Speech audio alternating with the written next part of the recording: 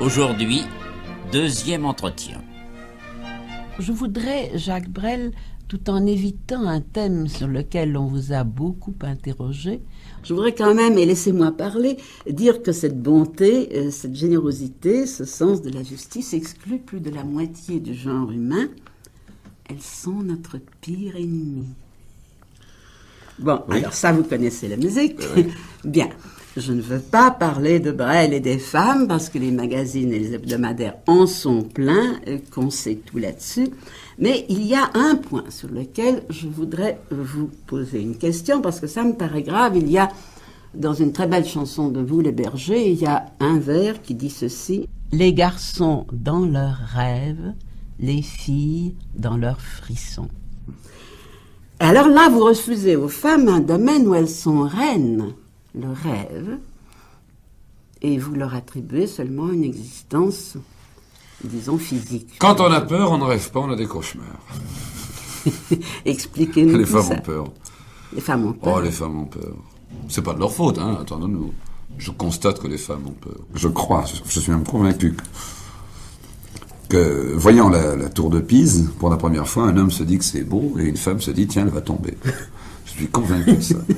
Vous n'avez jamais vu d'homme qui se dise elle va tomber?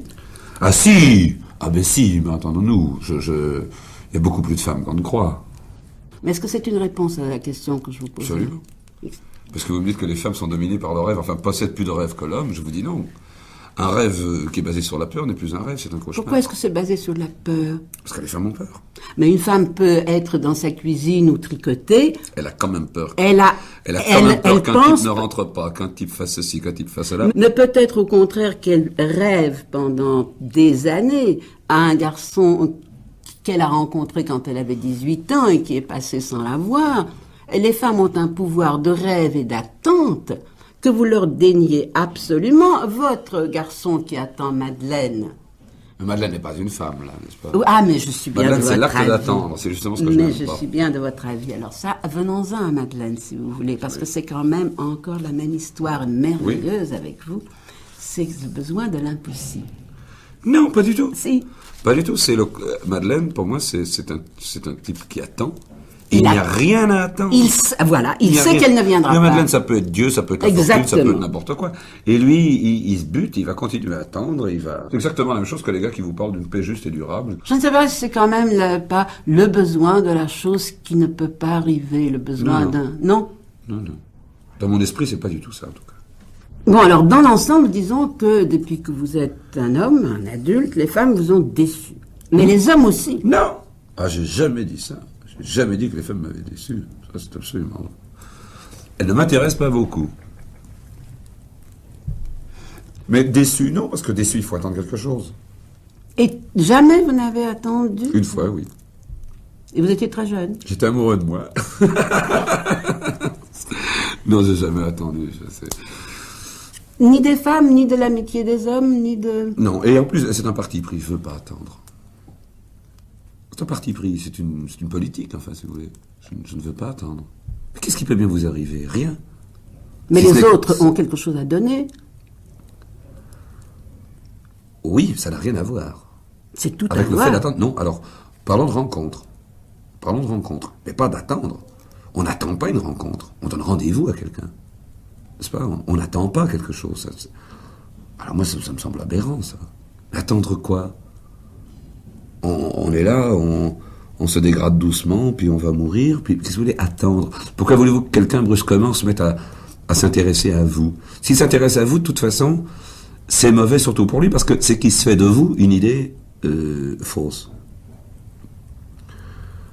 Donc on peut rencontrer des choses comme ça d'une manière assez brève, assez brûlante aussi peut-être, mais on n'a pas à attendre. On meurt d'attendre. Il y a une chose qui semble importante pour vous. Vous aimez avoir peur. Vous avez besoin de ça? Oui, j'ai besoin. J'ai envie de risquer mon corps. Parce que là, je sais où j'en suis. Il y a 3 jours au téléphone, un gars m'a dit, tu sais, il faudrait que tu te calmes. C'est un ami, c'est un homme que j'aime beaucoup. C'est un peintre. Il m'a dit, tu sais, il faudrait que tu te calmes et que tu prennes un peu de ventre. C'est tout ce que vous aimez. J'ai eu envie de le tuer. Et je l'aime beaucoup. Je l'aime vraiment beaucoup. C'est un honnête homme, c'est un brave homme, je l'aime beaucoup. Eh bien, j'aime exactement le contraire de ça. Je ne veux pas me calmer, je ne voudrais pas prendre le ventre. Si je prends du ventre, ça m'est égal, sur un plan esthétique Oui, et tout oui, ça, oui. vraiment. Mais alors, c'est une espèce de défi à soi-même, Oui, de c'est ça, challenge. c'est ça. Une espèce de discipline. J'ai un côté chleux, il ne faut pas l'oublier. Chleux. Chleux. J'ai un côté, je suis un homme du Nord, enfin. Et alors? Mais il y a une discipline. J'ai un sens de la discipline, ça peut paraître bizarre. Ah, j'aime ça. Ah, voilà. Ah, j'aime ça. Moi, j'aime tituber de fatigue. J'avoue que j'aime ça. Il y en a qui aiment se piquer, il y en a qui aiment se saouler, il y en a qui aiment jouer, il y en a qui aiment courir les filles. Et vous savez J'aime qu'est-ce ça. que c'est, ce besoin? C'est prouver que je vis, me prouver que je vis. D'ailleurs, je vais vous dire un truc, il y a une chose qui me revient, là, on parlait des femmes tout à l'heure, on dit souvent que je suis misogyne, mais en réalité, on dit ça très souvent d'un individu qui n'est pas qu'à valeur. Non, non. Pourquoi vous dites oh non comme ça? Non, C'est très parce vrai. que chez vous, c'est quand même très symptomatique. Vous méprisez les femmes. C'est tout ce que vous avez dit pour le C'est prouve. pas du mépris, ça m'intéresse pas beaucoup. Pas du mépris. Mais vous considérez que ce sont des individus différents de vous. Ah, tout à fait. Mais alors, tout à fait. C'est du racisme. C'est relativement du racisme, oui. Enfin, je n'en suis pas à vouloir à espérer des camps de concentration dans les Landes où on mettrait les femmes. Dans les Landes ou ailleurs, enfin. Dans les Landes, ça serait bien. Voilà. Mais revenons à votre besoin de peur. Vous considérez que c'est un moteur dans votre vie? Non, mais je suis certain que c'est un énorme moteur pour tout le monde. Mais alors moi, j'avoue que j'aime bien, pour équilibrer ma vie, ça c'est avoir une relative peur physique, enfin, ça me déplaît pas. Ça, c'est l'avion. Les cabrioles en C'est avion. l'avion, c'est le travail à outrance, Oui. à certains moments, enfin, c'est de la boxe, enfin, c'est tout ça. Moi, j'aime bien ça. J'aime bien ça, je crois que ça ne fait de mal à personne, et j'aime beaucoup ça. Je suis repu. C'est un besoin d'aller au-delà de vous-même. C'est ça. Mais on va pas au-delà. Il suffit d'aller au-delà 3 fois pour que ça devienne sa limite naturelle, enfin. Mais vous la dépassez quand même. Ben oui, mais elle devient naturelle tout le temps. J'ai lu récemment dans une interview de vous ceci: si je continue, je vais recevoir plus que je ne peux donner, je ne le veux pas, parce que ce serait malhonnête. Oui. Je pense ça. Non, mais je crois ça. Je crois ce que j'ai Qu'est-ce dit. que vous là. voulez dire par là? Je veux dire que... je veux dire qu'il arrive à un stade, comme en tout, un stade d'habileté. Ah oui. Et que j'ai devant moi une grosse tentation. Parce que ce qui compte, ce n'est pas se donner aux gens. C'est donner quelque chose en se donnant. Et peut-être bien que là, je n'ai plus grand-chose à donner. Pourquoi? Mais j'ai le droit de le croire. À ce moment-là, si je n'ai plus grand-chose à donner, donc j'ai raison, je peux donner autre chose en me donnant toujours à fond. Et à ce moment-là, c'est de l'habileté, c'est de la malhonnêteté. Une relative malhonnêteté. Et ça, je ne le veux pas. Je veux bien me tromper, mais je ne veux pas tromper. Est-ce qu'on se fatigue des gens, de leur appel, cette espèce de réponse unanime, Non. anonyme, ou est-ce que ça nourrit toujours? Ça dépend de la qualité de la crainte. On répond toujours à une crainte. J'ai à la fois la chance et la malchance d'être un peu connu dans un relatif milieu, n'est-ce pas? Et alors, les gens ont envie de vous avoir. Et c'est toujours pour poser des questions. Ah bon? Toujours. Ah mais alors, Et alors j'ai j'ai relativement appris à moi me faire mes réponses avec des questions que je ne pose pas, uniquement d'après les questions des autres. Alors tout dépend de la qualité de la crainte. N'est-ce pas? Quelqu'un vous accapare toute une soirée pour vous demander si vous mettez de l'argent de côté, si vous prenez du choum le matin quand vous avez trop bu la veille, c'est absolument sans intérêt, tout le monde s'en fout. Il y a des qualités dans la peur qui sont extrêmement subtiles, quelle extrêmement... sorte de questions vous étonnent et qui vous plaisent? Parfois, très rarement, on me demande pourquoi je n'ai pas pu rester comme les autres. Dès qu'on est à ce genre de niveau-là de questions, c'est bien. Vous pouvez répondre? Oui, mais alors là, il faut toute une nuit de discussion, enfin. Il faut toute une nuit. Il faut pouvoir expliquer en 3 heures ou en 4 heures, et en étant sûr que l'autre ne va jamais rire, que le fait de regarder une fleur, de la renifler et qu'elle sente bon et qu'il y a un grand ciel bleu au-dessus ne me suffit absolument pas. Que comme ces fleurs existent et qu'elles sont toujours rares, on a envie d'en planter sur les terris où les charbonnages vomissent leurs petits cailloux. Mais ça, il faut être sûr de la qualité de la peur de l'autre. Il y a un pays, je trouve, où ils ont une peur admirable, c'est la Géorgie. Le Géorgien a merveilleusement peur, enfin, peur dans mon vocabulaire, enfin, non, n'est-ce pas ? Les Géorgiens sont des gens extraordinaires. Je trouve que ce sont des gens extraordinaires. C'est un peuple très jeune, enfin, très sauvage. Ils sont fous, ils chantent, ils sont merveilleux. J'aimerais beaucoup, d'ailleurs je vais sûrement y retourner, j'aimerais beaucoup retourner à Tbilissi. Il se passe des choses. Ils ont, eux, alors un goût féroce de la poésie. Oui, absolument. Ils l'inventent, ils ont une manière de... Ils ont d'ailleurs des paysages qui fournissent la matière. C'est joli. Puis il y a des coutumes de table, je ne sais plus, je crois qu'on appelle ça le tamada. Le tamada qui est au bout de la table et qui porte un toast toutes les 4 ou 5 minutes. Ça fait et qui boire. fait des rapprochements. D'une part, ça fait boire, ce qui prouve que c'est pas un peuple de femmes. Et en plus, tout est basé sur la femme, d'ailleurs, dans les toasts. C'est ce que j'allais Il fait le dire. rapprochement entre la couleur du soleil dans les montagnes qui sont à l'est et les yeux d'une femme qui vous aimerait le matin près d'une source. Ah, ce sont de grands Qui est amoureux. absolument bidon, n'est-ce pas? Et qui est, au 10e verre de vin, on ne peut pas ne pas avoir envie de les embrasser, enfin. C'est très charmant. Ça sont des bonnes races, je trouve. Il y a un côté enfance encore. Côté enfance, parce que justement, l'argent les a très peu salis. Jacques Brel, vous avez devant le travail une attitude grave, sérieuse. Moi, je vous ai vu répéter pendant des heures une seule phrase, quelques mesures, parce que vous travaillez avec un orchestre qui n'avait pas l'habitude de vous. C'était extraordinaire. Et pourquoi, étant si sérieux dans l'exercice de votre profession, pourquoi en certaines chansons, par ailleurs très belles, abandonnez-vous des vers qui ne sont pas bons ?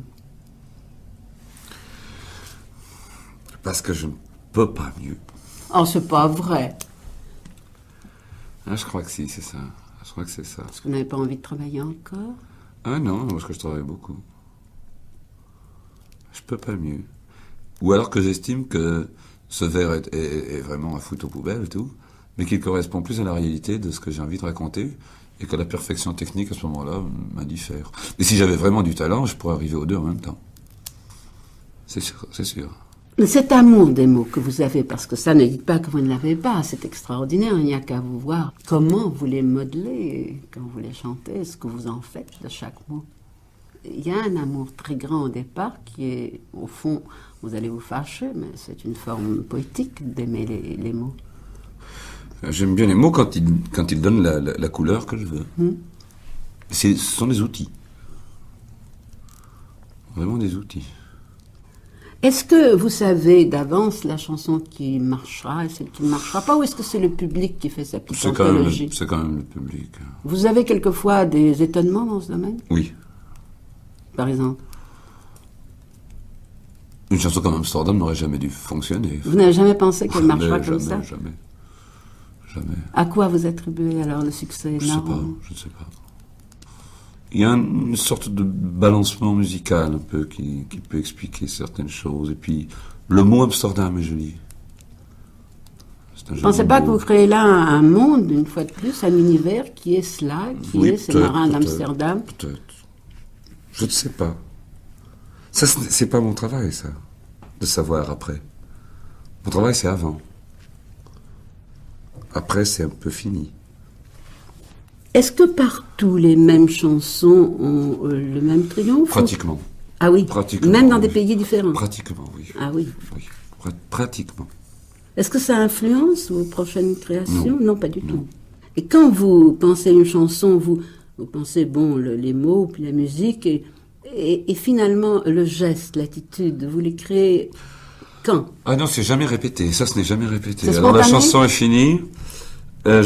Très souvent, ça arrive. Alors surtout ces derniers temps, très souvent, je l'explique aux musiciens à 7 heures et je la chante à 9 heures.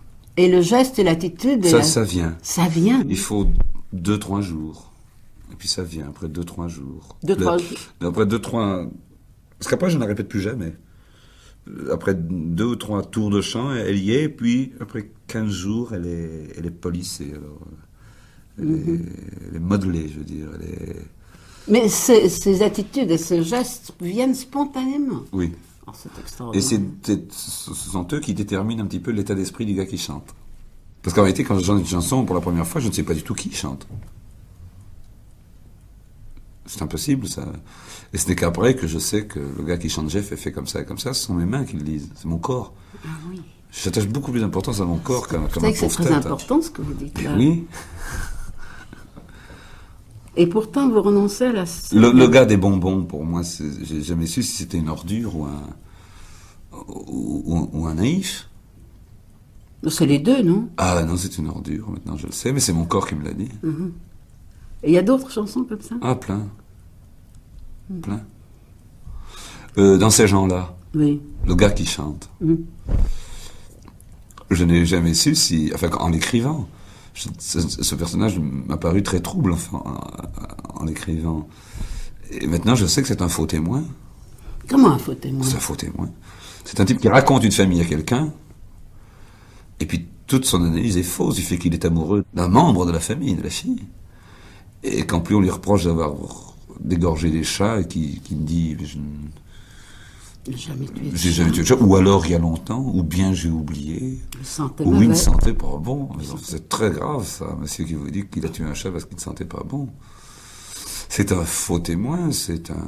Mais c'est que le C'est public... pas un mec bien. Le public reçoit cette chanson-là encore comme un réquisitoire contre une certaine Oui, ça, forme c'est- de famille. ça, c'est autre Peut-être chose. encore les bourgeois, si Mais vous voulez. il a raison aussi. Hmm. Quand il dit tout ça, il est faux témoin, mais il a raison. Il est faux témoin partiellement. Parce que ce qu'il dit est vrai, c'est une Partiellement. accusation qui quand Oui, même tient parfaitement oui, debout. mais attention, on pourrait croire au début qu'il est courageux. Or, il n'est pas courageux du tout. Il n'a le courage de dire ça que parce que, encore une fois, il a mal. Il a mal à la fille de cette famille-là qu'on ne veut pas lui laisser. Donc son courage ne vient pas d'un vrai courage, mais ce sont les gars qui injurient Dieu parce qu'ils ont mal aux dents. C'est pas le vrai courage, ça. Il insulte Dieu parce qu'il a mal aux dents. Et il insulte cette famille parce que... Et quand cette chanson vous est arrivée dans votre esprit, vous ne l'aviez pas conçue comme ça? Non. Non. Ah non. Ça devait être beaucoup plus froid. À aucun moment donné, je m'étais dit qu'il pouvait tomber amoureux d'un membre de cette famille. C'était qu'en cours de route que je me suis rendu compte qu'elle était tellement excessif, ce jugement était tellement excessif. En réalité, c'était la chanson d'un juge de paix au démarrage. Et puis finalement, la vie a raison, il n'y a pas de juge de paix. C'est un faux témoin. Le juge de paix, c'est le public.